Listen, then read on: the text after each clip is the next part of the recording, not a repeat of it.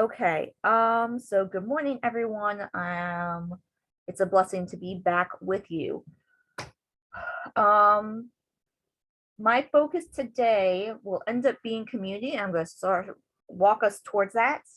But first off, I would like to start us off with a prayer, which I know is unusual for me.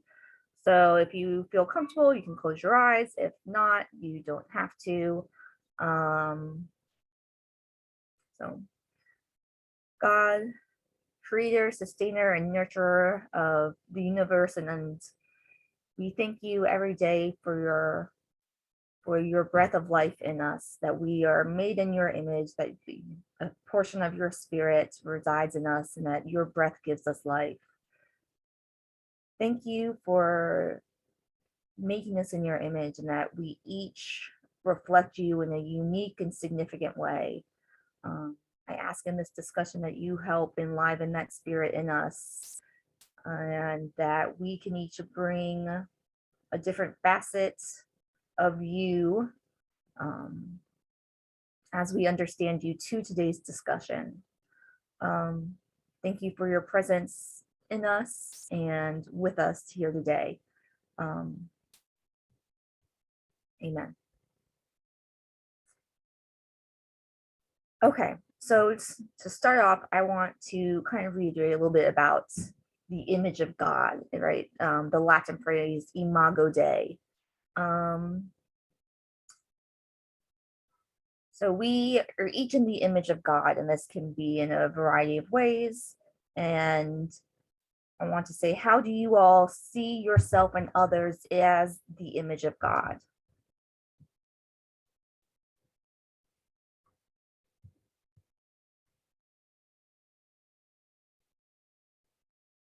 Just like being the best person we can be.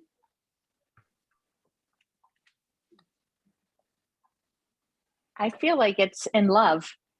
I feel like you represent that image in love, like love for other people, love and not judging, love and being who you are.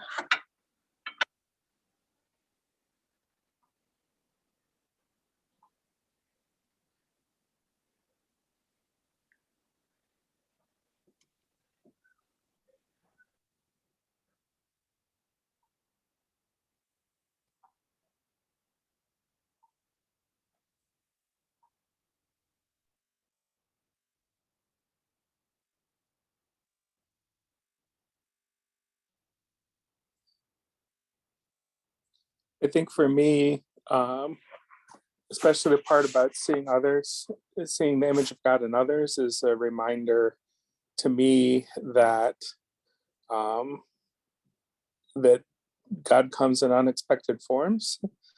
Um, and, if I can only see God in what I've been kind of uh, uh, trained to expect, um, that that I'm missing a lot of what God has for me. And um, so sometimes I, like, if I'm in a crowd and you just look around at the faces there and the people and think, like, you know, that's the image of God and that's the image of God. Um, so not only does it tell me something about people, but it tells me something about God, uh, to think about it that way.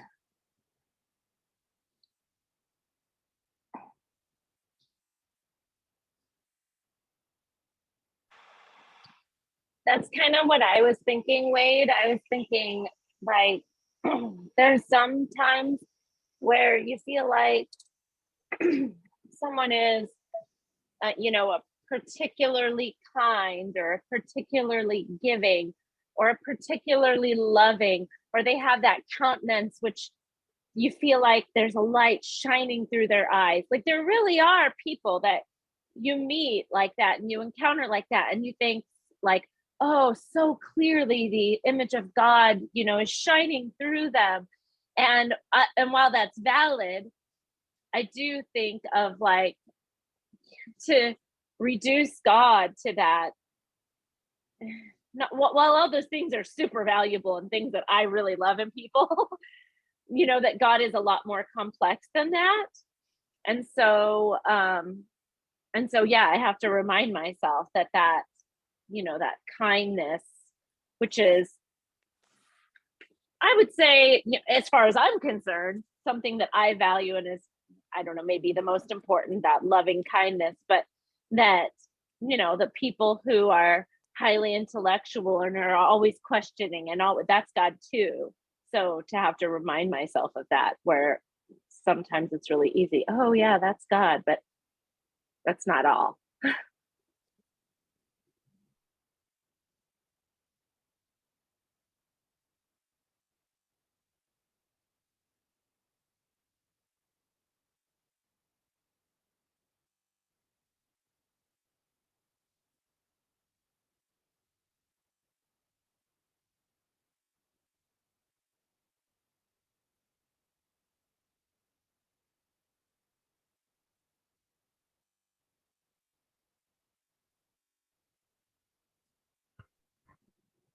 Thank you all for your contributions. I heard some really great things.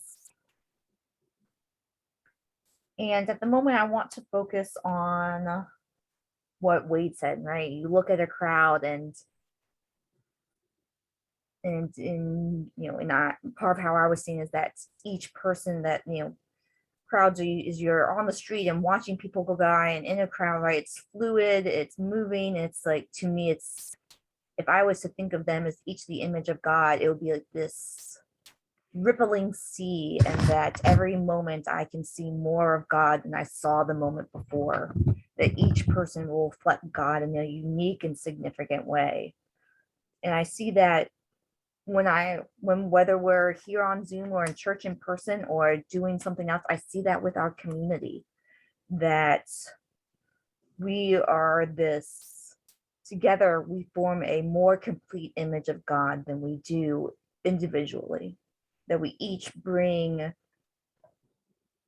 and the uniqueness about the image to God that no one else in this community can bring. And something that's been on my mind recently is community, as I mentioned. And we've talked about Imago Dei somewhat in the past, that we are, you know, each in the image of God, that everyone is the image of God. How do we honor the image of God in others? And today, some of my thoughts that I would like us to talk about is, what does it look like to bring that idea of Imago Dei into community? You know, what does, if we, let me go find my questions that I wrote down. Right, so What is that? What is that day? Dei is Latin for God. So Imago Dei, image of God in Latin. I'll put it in the chat. Okay.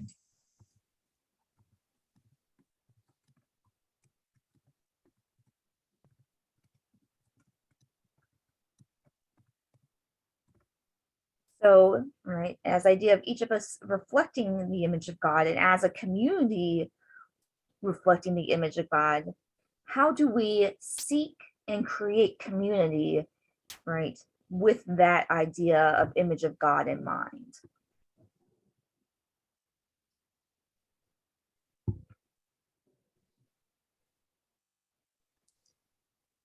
I think branching out towards what is different for you, to embrace things that are different from you.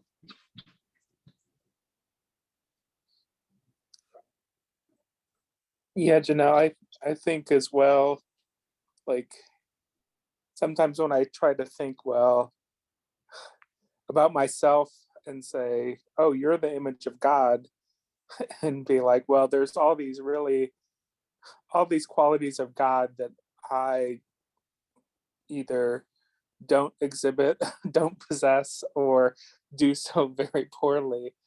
But then I can look around at a community and like, you know, I'm more of an introvert. And so I see these extroverts that are just like, you know, they to me, you know, express some part of God that wants to be in community with other people, that is kind of overflowing with uh, emotion or inclusion towards others.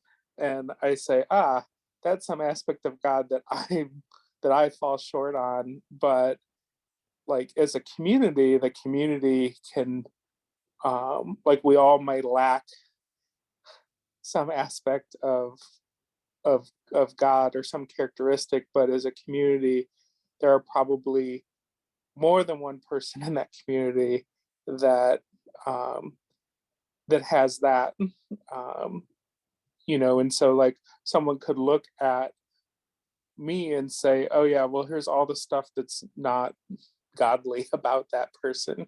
But to look at a community, I think you can find, um, in that group a better approximation of God's character, because all of our shortcomings and failures, um, there's probably someone who those are their strengths.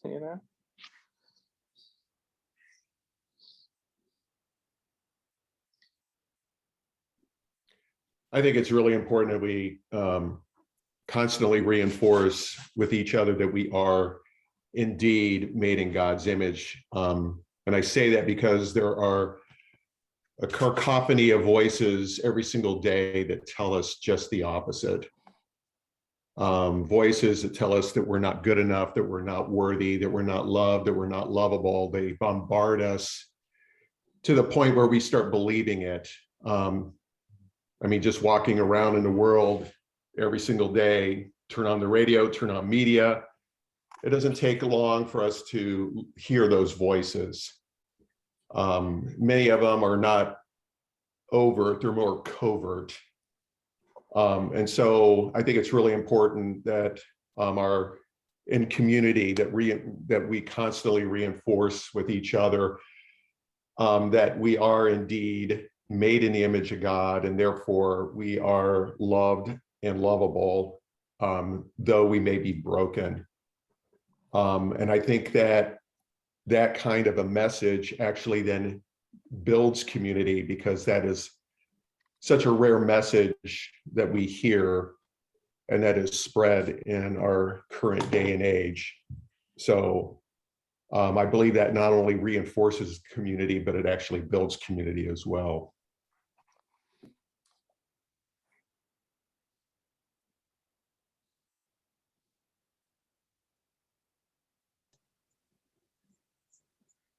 I believe that our church is the perfect example of like being in the image of God or whatever, because we all love one another.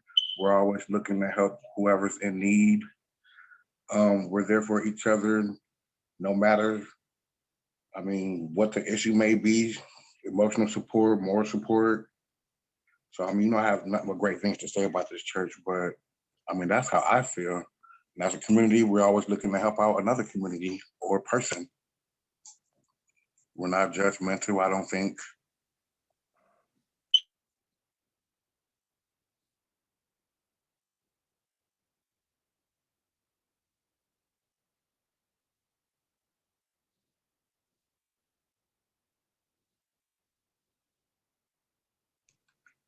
And we all feel like, what else could we do? We always feel like, what more could be done? There could always be more done. So I think we're good. I think we try. I think we're an example as a church.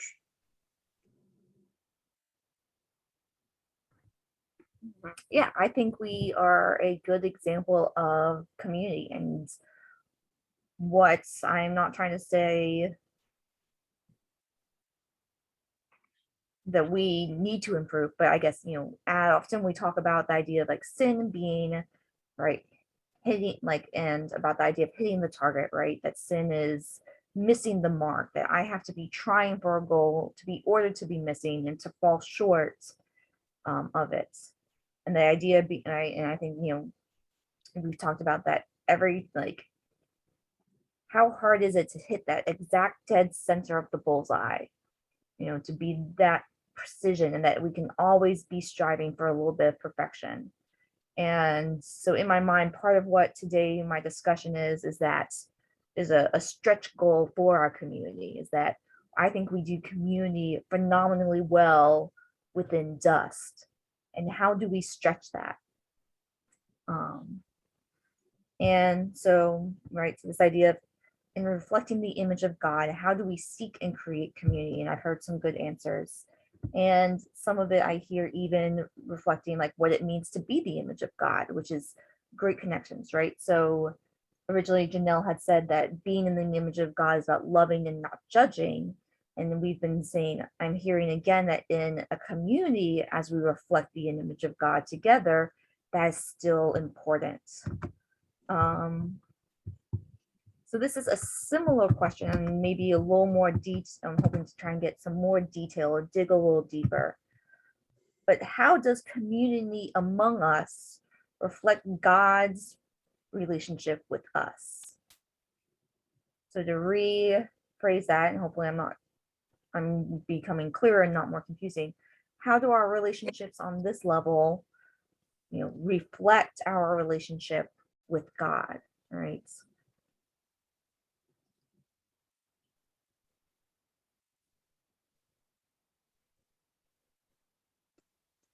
Well, I don't know if it's a correct or incorrect answer or not, but the first thing that came to my mind was those that volunteer at certain places, and food for thought came to my mind, because when I'm down there, or those of us that attend church attend down there, we're being selfless. We're taking time out of our day to give to those that are needy, which is what God would do.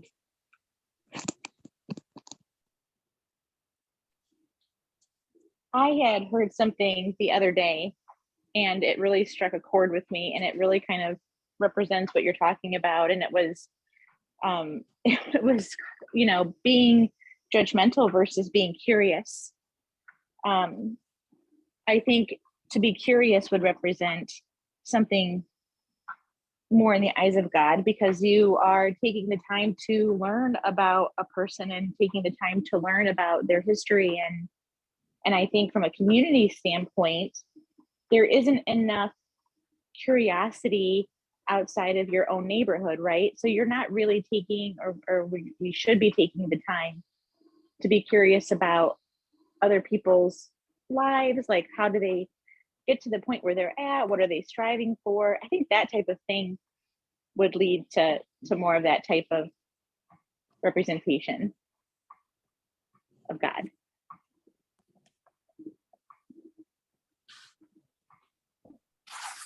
Yeah, to kind of build on that idea, I think that we all have a habit of hanging out with people just like us. Okay, so we hang around with people that we work with, we hang around with people that we go to church with, we hang around with people in our neighborhood. We don't often take the time to hang around with people who are not like us at all, whether it be in terms of like ethnicity or race, socioeconomic. I mean, there are so many things that separate us. So I think taking time, intentional time, to seek out people who are not like us, who do not think like us, who do not live like us, whose culture and the ethnicity are completely different than us, I think is really important. Otherwise, people become the other instead of us. And I think that obviously is a lot of the issues that we face right now as a society, is looking at people as the other, fearful of people that they're going to take away from us instead of adding to us. So I know that's my personal philosophy, is to try to hang around with people who are not like me, so I can look at life from their point of view and not just my point of view.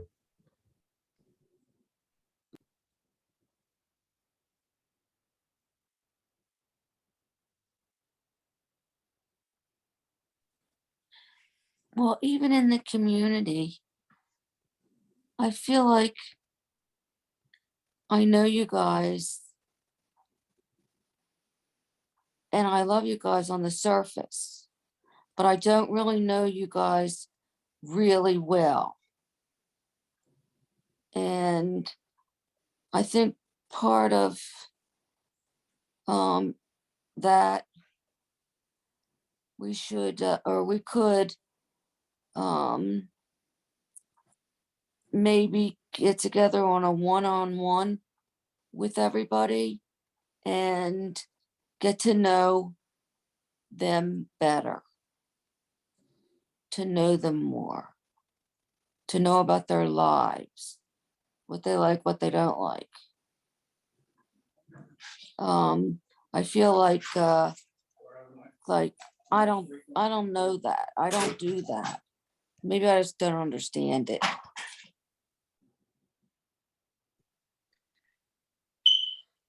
I like the idea of that because I've heard stories within the church. Well, let's let me speak blunt. I've heard stories to where I guess with the way I was raised or whatnot, it's real racial.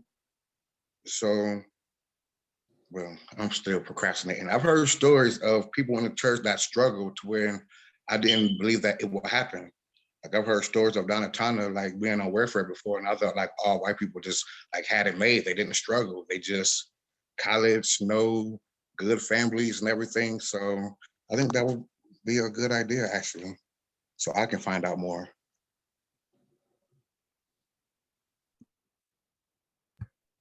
Okay, next time we're in person, me and Craig will figure out some dust speed dating and we'll do little stations and rotate around the chapel.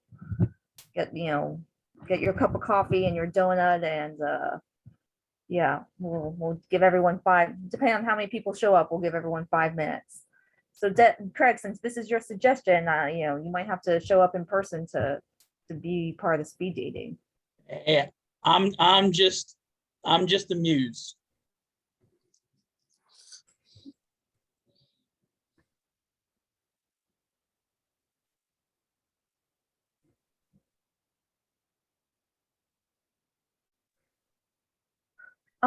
So something that has got me started thinking about this topic is reading about the beloved community. That's a phrase that was popularized by Martin Luther King. I think I have my notes somewhere else. And just this idea of a community, and he ties it very closely to his practice of nonviolent resistance. And beloved community is also seen in the works of Howard Thurman.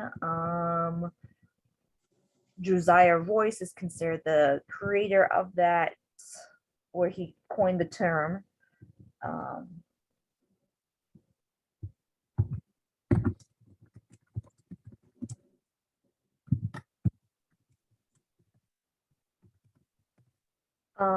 And just this idea of you link it right, and in both cases they link it to this idea of both not just desegregating and integration, but also the idea of inclusivity. And so I want to take a moment to read from our Dust websites, part of our, where'd it go? There we go. Part of our statement about inclusivity. And if you're ever on the Dust page, it's underneath the About Us parts. So I'm going to abbreviate some of it just for sake of expediency.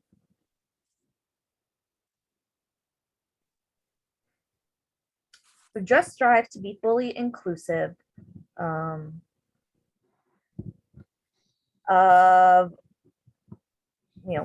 LGBTQ individuals, women, people of color, and other historically marginalized individuals in our words, policies, and actions. By this, we mean that we are intentional in giving persons of all marginalized identities an opportunity to share their voice as a congregation, and as a congregation, we remain committed to learning a fuller picture of God and the creation from the sharing of our very experiences. We empower and mentor them in roles of leadership, preaching, decision-making, teaching, and service in order that our inclusive interpretive stance towards scripture will be reflected in our social and community norms. We try to create a safe space for all and strongly defend it against attack. We want all of our members and guests to be able to live with authenticity.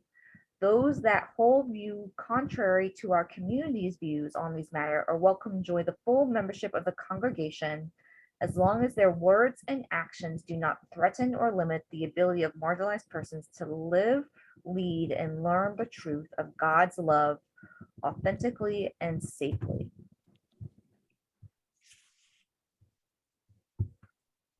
And so this idea, right, I had started off talking about Imago Dei, and when I read that and refer to that, or, if you to read or refer to it, do you think that that is valuing and highlighting Imago Dei, the image of God, both as individuals and creating a Imago Dei as a community?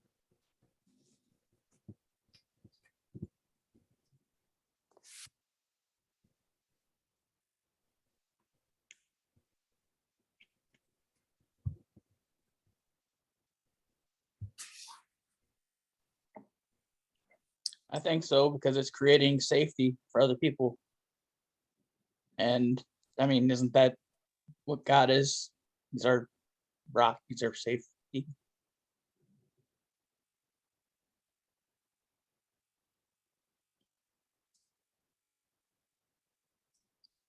I think part of the statement is we're talking about earlier in terms of, to get a better picture of God, we can't presume that we know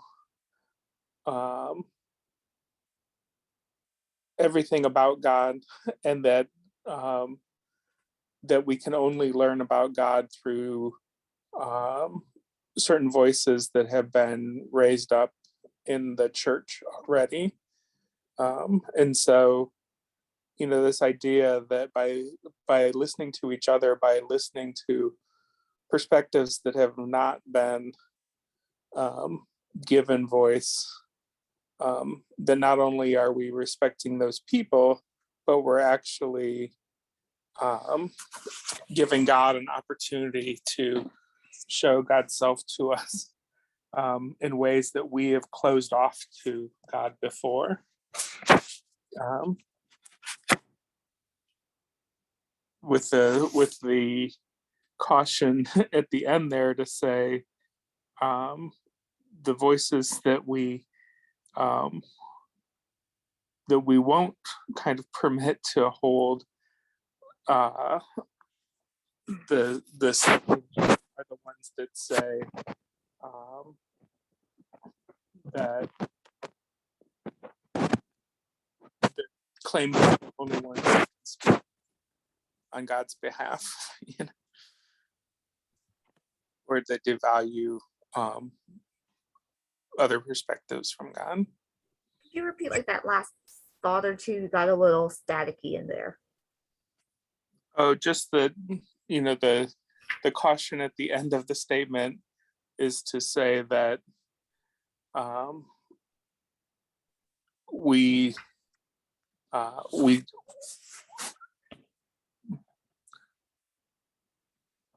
I guess just to say that the voices that we don't allow to control our conversations are the ones that claim to be the only ones that are allowed to speak for God, or that devalue other voices that represent God.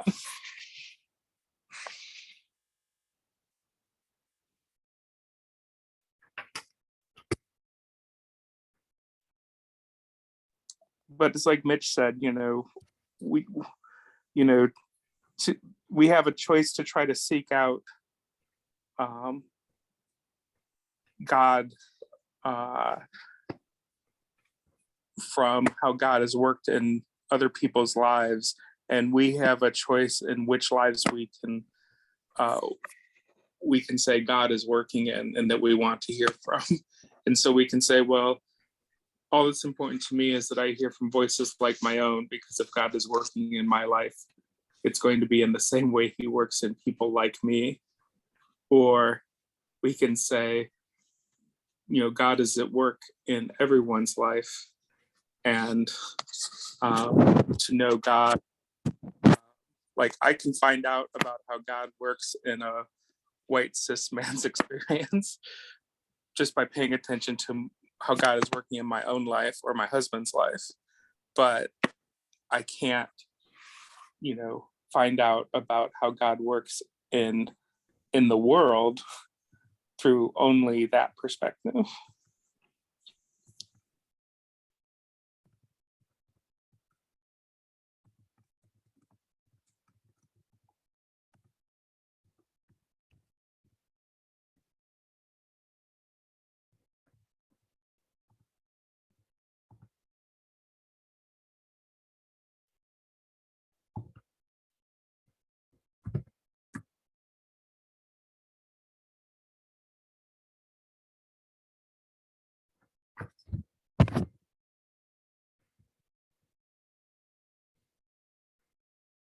It's really interesting. I was just talking to Sue about this, that in our Bible study, we were reading through Mark 9, and the disciples of Yeshua were complaining to him that there was another person who was healing and casting out demons in God and in Christ's name, who was not part of the group.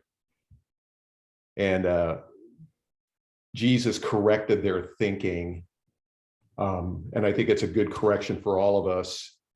Basically saying, if somebody is not against us, they are for us. And so really that's the only litmus test. So I think that's a kind of an interesting juxtaposition on what we're talking about.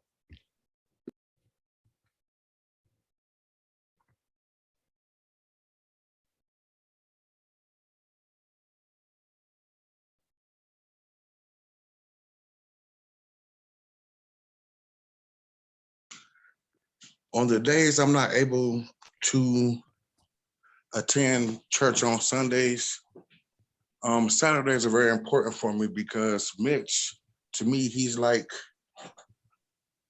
he stands in the light of God to me. He's just always nice and in a good mood, and he's very selfless. And I like to hang around him because I feel like it rubs off on me. And because I'm easily offended and he's not, and it's like everything he is, it's like, I want to rub off on me to make me a better person. So I just had to get that out there. I was thinking about it for a while. I didn't know how to express it.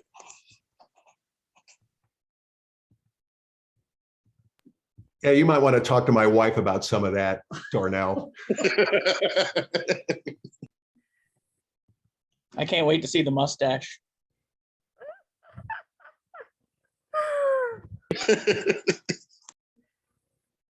Well, Darnell, I know if you not yours, Mitch, Darnell's. If you're gonna rub off on Darnell, what's his mustache gonna look like? No. But I know if you were to ask Sue that she thinks you're a great person, Darnell. So, but we were talking about you yesterday in case your ears were burning. So,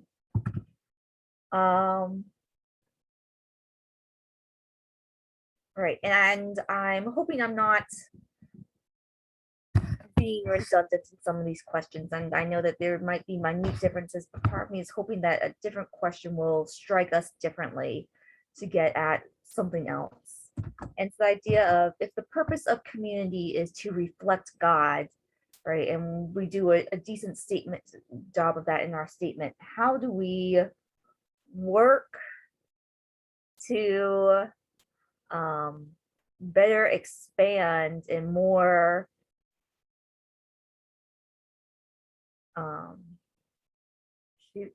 better encompass and reflect the image of God in community? And not just within Dust, but how do we as how we as a community, how does Dust work to fulfill that purpose of reflecting the image of God? What are we doing as a community to reflect God to the broader community of Toledo? And then, Darnell talks about Saturdays, which is one of the things I think with food for thought, I think we do well as individuals but I think we also need to work on our community expression. And in another way to put it is, God is at work in our community, and how do we work out that image of God? Like Craig said, that's mentioned this idea of safety, and Donna's talked in the past about the connection between safety and salvation, and that salvation is safety. So how do we work out that safety and salvation? Does community work out that safety and salvation within the greater community of Toledo?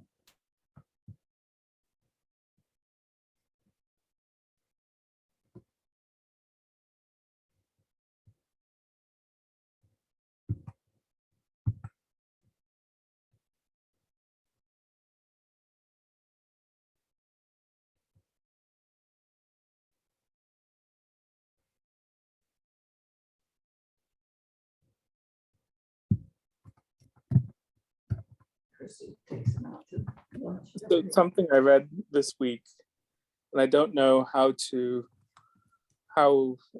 this would actually be put into effect, but so some of you guys may have heard about this judge. I think she was up in Michigan, I forget which city, that basically chewed out someone who was before her court for not maintaining his property. And then later had to apologize because he said, well, I've been undergoing cancer treatment and I haven't been able to, get out there and, trim my bushes and, get my lawn in the shape it should be. And, but the comment that I was reading about it was saying, well, someone had to notice and basically call the city on this person. And if that someone was likely a neighbor to this person, that they didn't know that their neighbor had cancer, was getting treated, had all of these needs, but what they could see was that their property wasn't maintained, and so they called the city, and so it was kind of a reflection on the phrase, who's my neighbor? Is my neighbor the one that calls the city on me, or is the neighbor the one that says, oh, I noticed something, do you need help? And so what I was reading kind of ended with saying, well, so obviously the city has a list of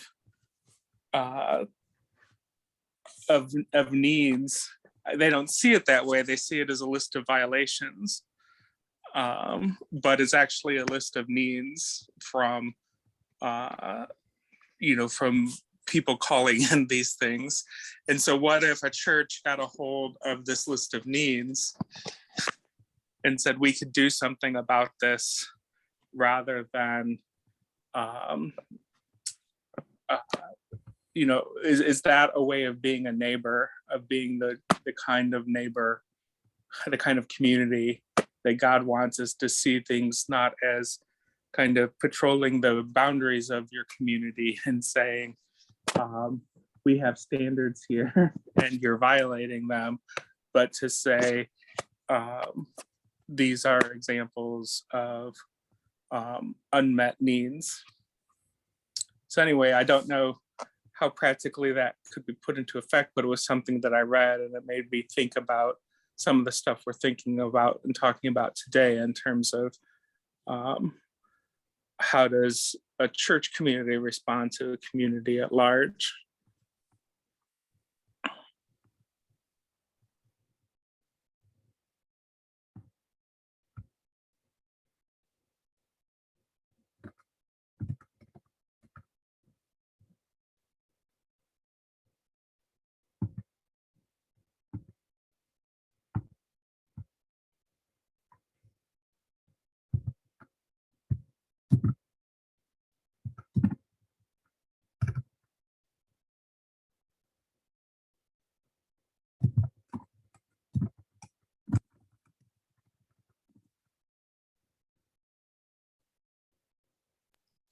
I think part of it is just being willing to engage with some really difficult questions in difficult situations.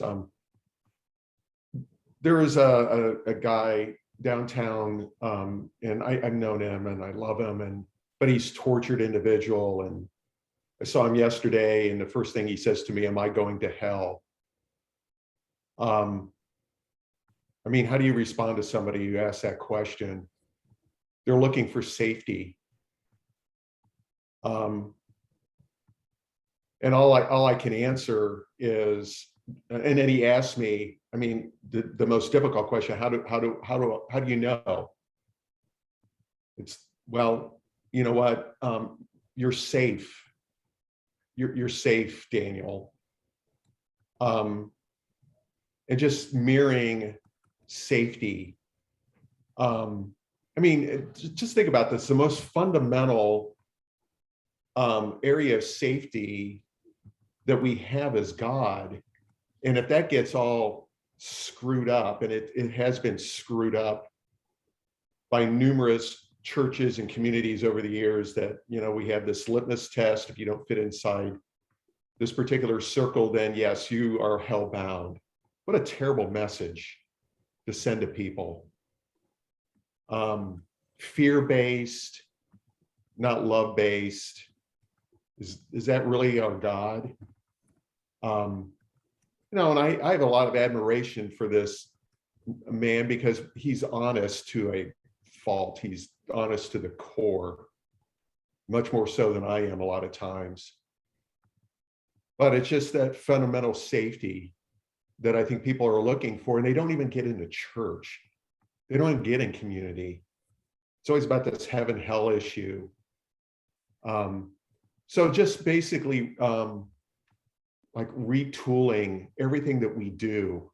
And when I say we, I'm talking about the corporate church, so that people have just that fundamental peace, fundamental idea that they're safe in God's presence. And a lot of times in people's lives, they may need to hear that. They may need to experience it many times before it even becomes a reality. And the willingness to do that over and over again is just really important.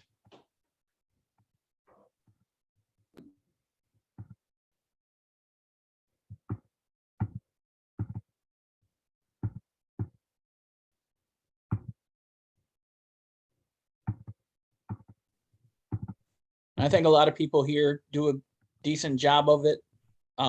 Be in the church when you're not in the church. But you know, sometimes it's a struggle. So when we're talking about safety, it's easy to make people feel safe when they're here for a couple hours, or when we're hanging out with each other and stuff. But if we are talking to someone at wherever that we don't know, do we make them feel safe? Even if we're not talking about, hey, come to Dust, or you know, we'll welcome you. Do we make them feel safe just talking to us one-on-one?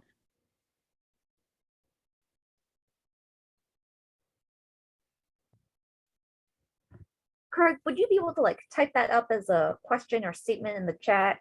Because I would love to use that in the future. I'll DM you. I gotta remember. I gotta write. I'll play it back because I have the Zooms now. You are a published author, so I, you know, expect a polished and finished piece. So I think what we're saying and what I'm hearing is beautiful, right? How, and I think I'm hearing, and of course, you know, obviously push back if you disagree, is that yes, we do this great in Dust, and we do this pretty well in our individual relationships with other Dust people. But yes, this idea of this tension and question about how do we then expand it. And I had mentioned that something I've been reading about is the beloved community that Martin Luther King popularized, and he saw the beloved community as something, and saw the principle of nonviolence as key to the beloved community and acting that out, right? And that the beloved community in its use of nonviolence is strongly resisting like the three evils, right? And in Martin Luther King's perspective, those three evils are racism, poverty, and militarism. And I think in some of his talks or in basically times since then, oh, here we go. Triple evil of poverty, racism, military, right? Violence that exists in a vicious circle. Right. And part of his image for the beloved community, and and even Thurman's, he doesn't specify the three evils, but the beloved community is about an ecumenical community that extends beyond what we do or don't believe about Jesus or God, into making this community where people live out to their fullest self, which I think someone said, right? I think Janet said that when I asked, what does it mean to be in the image of God? At the start, she goes, to be like our best versions of ourselves. An idea of the beloved community is this love of God in action, where we are able to live out our best selves, where we are able to provide safety and peace, right? Shalom to others, and to expand that so that we can do that. And to be clear, and something that MLK is clear about, is that the beloved community it's not meant to be utopia. There's still interpersonal conflict and difficulties, right? We're people. There will always be those tensions and difficulties among us, right? But that there is a freedom to be our fullest self, and this elimination of cyclic and systemic evils. And that has been a little bit on my mind the past week, and well, probably almost 2 weeks now at this point. And I'm still wrestling with it and trying to figure out what I see in it. But again, like this idea that the beloved community is meant beyond belief, or beyond doctrine and creed. And I think that's something, and not that we've talked about today, but something I think does definitely strives towards being that reflecting ecumenicalism when it comes to the community.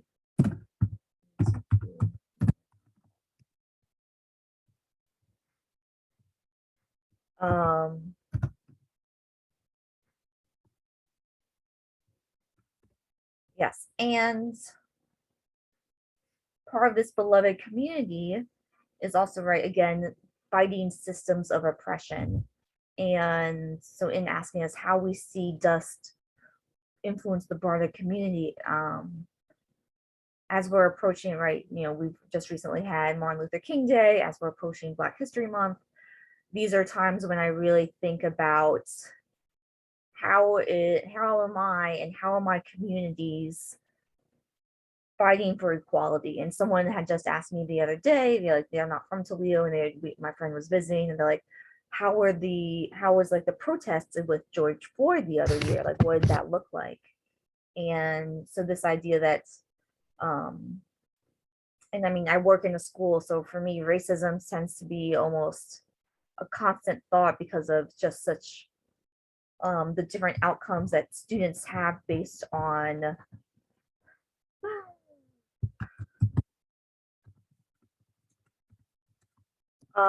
and just how, like, right, that socioeconomics is just very impactful, and our and like, we're in class, my English class, we've been talking about Jackie Robinson, we've been talking about the Arkansas Little Rock Nine, like Ruby Bridges has come up, and just that even though we as the US as a community has no longer any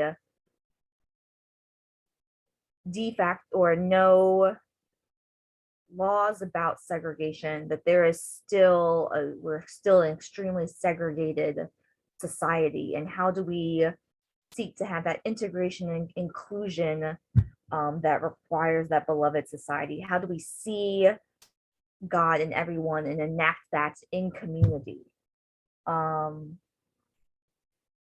So So yes, this idea of community and what does it look like and how do we expand it has really been on my mind. And how do we strive to enhance community to combat evil, systemic violent or systemic cyclic evil and violence in ways that reflect God? How do we pursue salvation and safety and shalom and fullness of life for others in a way that that still honors those concepts?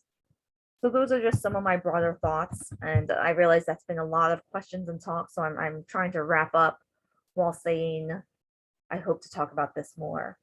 And part of what's been why this has also been on my mind, or why I've especially felt moved to talk about it, is that this past weekend, or last weekend at this point, a Vietnamese monk, who's well known, recently passed away last weekend. Put his name in chat. No clue how to pronounce it. I've never met anyone who does. And he had a close relationship with Martin Luther King. He was well esteemed by Thomas Merton. And just this idea that beloved community is, again, beyond ecumenical, that a Buddhist monk, Martin Luther King, and Thomas Merton, who was a Catholic monk, can all find common ground and be in beloved community together, and that to have that vision of creating that for our own community and expanding that to others. So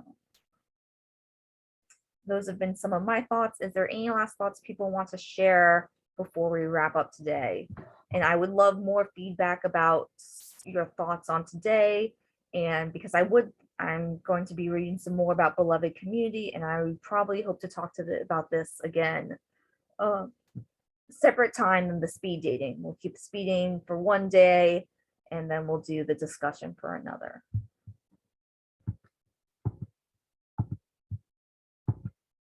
So any last thoughts or anything anyone would like to contribute before we close out?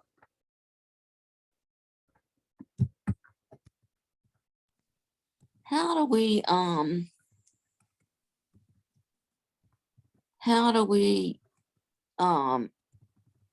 outside of the community, how do we get what we believe in to a lot of people don't believe or not practicing God, their faith in God. There's so much so many people are hateful, and they're destroying the world and evil. And how do we deal with that?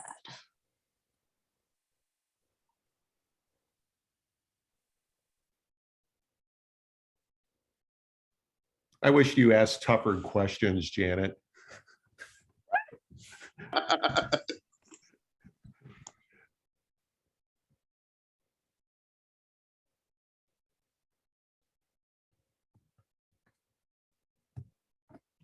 I think by first reminding yourself that even though they're doing these things, they were made in the image of God. And that's first and foremost when it comes to anybody. Like, I was thinking the same thing at the beginning of this when she was talking about, like, where you see a big group of people, and the first thing I thought of a big group of people was January 6th or Charlottesville. It's hard to see that, but you got to remind yourself first. And then after you have that in your mind, you can go from there and try to have a conversation if they're up for it. That's, a different conversation, but respecting first that they were made in the image of God and God loves them. I guess would be the first step.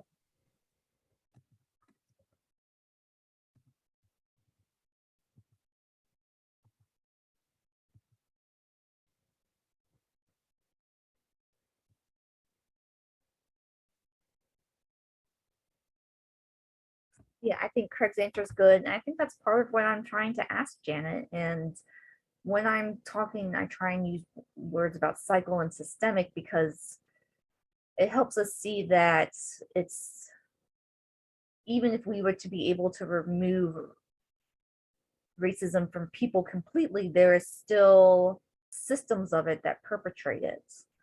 And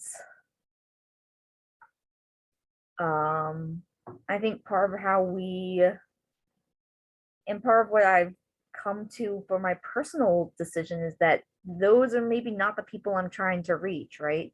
Dr. King talks about that it's the white moderate that seems to be the person that's most difficult in impeding the progress of integration.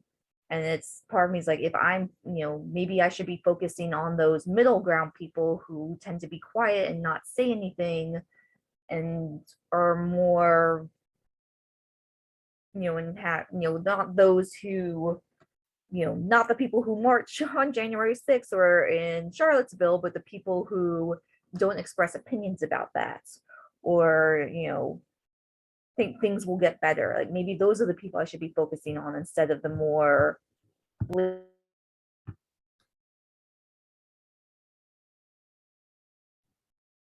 But I do think that's a good question. And if you want to type that up and send it in, we can use it for next time.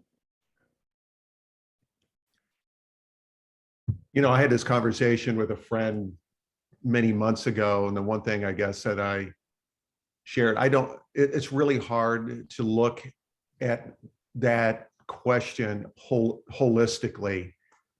And it becomes, you become stymied. You end up, or I should guess place it back on me. I become impotent to do anything because it's too big of a question. And so I have a tendency to look at it in much smaller segments. So what can I do in my circle? What can I do with the people that I know? And it might be something as simple, and this is one of my favorite things to think about because everybody can do this. And I think I've shared this with the church before. And in fact, this was in a reading in the chapter in Mark chapter 9 as well, is really the simplest thing that we can do in terms of expressing hospitality to an individual, according to the sages, is providing a cup of water. And I think we have a tendency to think that we have to do like enormous things to affect change, when in reality, it could be a simple act of giving a cup of water to an individual that changes the outlook of that individual.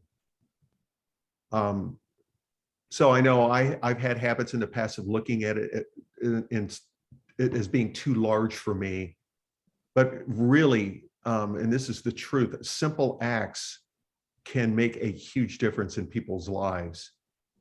And I never will know that. And that takes humility to do, to recognize that a simple act, we may never know what impact that has. So I guess I would encourage us as a community to start with our own circle and to start with just simple acts of generosity and hospitality, because we just don't know how impactful those things can be.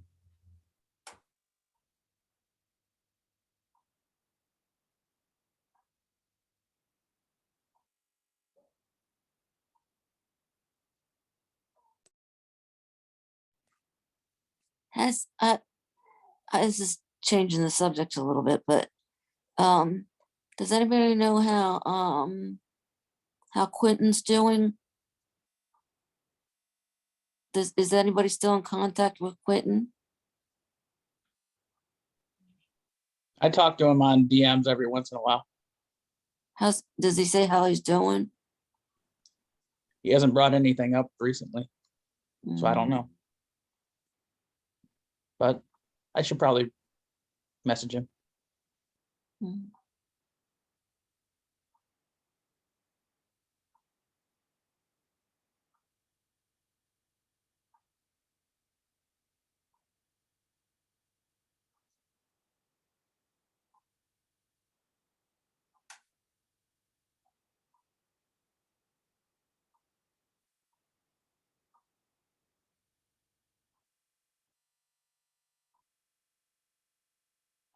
Thank you all for your contributions today.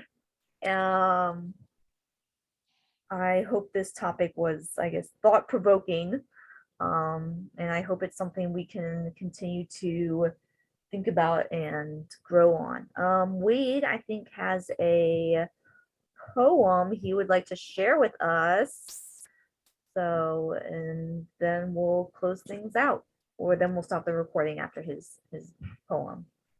Okay. Prior. This is just, it's not my poem in the sense of something I wrote. It's actually from a book that I've read you guys psalms and poems and prayers from before. And I just hadn't found it in time for our art and music and whatever sharing part earlier. But it's about both winter and isolation. And I know that part might have particular resonance as we're not meeting in person right now. But that doesn't mean we're not a community and about community. So it's called A Psalm of Icy Awareness. The earth around my home is now locked in a winter wrap of bone-chilling snow and ice. Water, once clear and liquid, a joyous flowing community, is now frozen in crystals of ice. Recently in humanity's long history, there has arisen an isolation, a separation of those who share common human flesh and bone. While once upon a time we gathered joyfully in families, tribes, and clans, we are now so often live divorced from earth and from each other, with loneliness as our only company. All isolation is ice-olation. Frigid to human flesh, cold and lifeless to the touch, untrue to our most basic unity, community. And whenever I act single-handedly, apart from an awareness of my sisters and brothers, I become a deformed divine disciple. In tribalists, O God, how can I tread the path which you have designed as a companion course?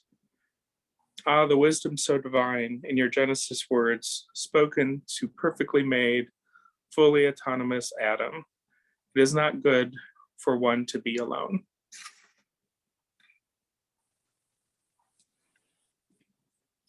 So anyway, I just wanted to share that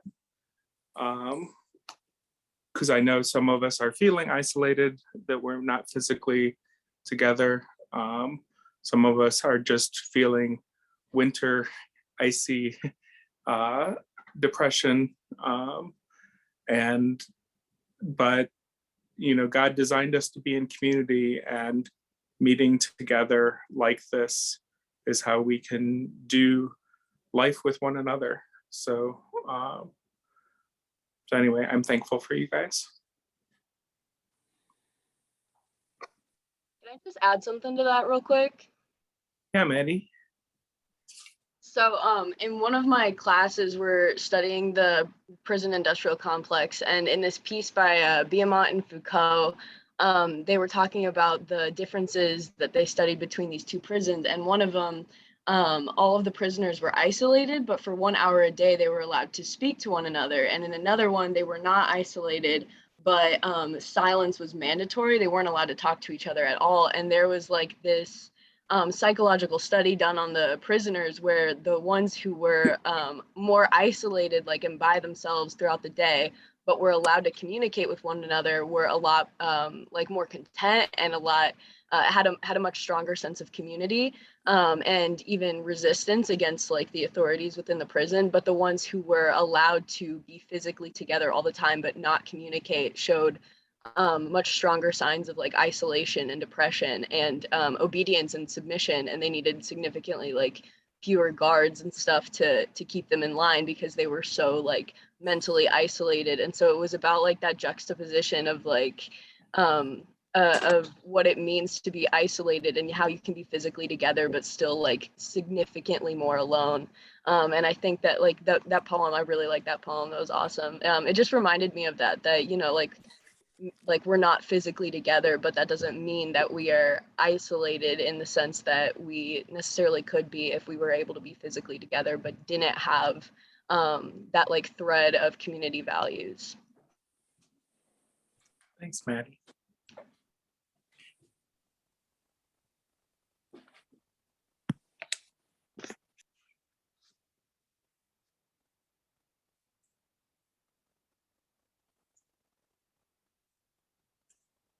Can't hear you, Lee.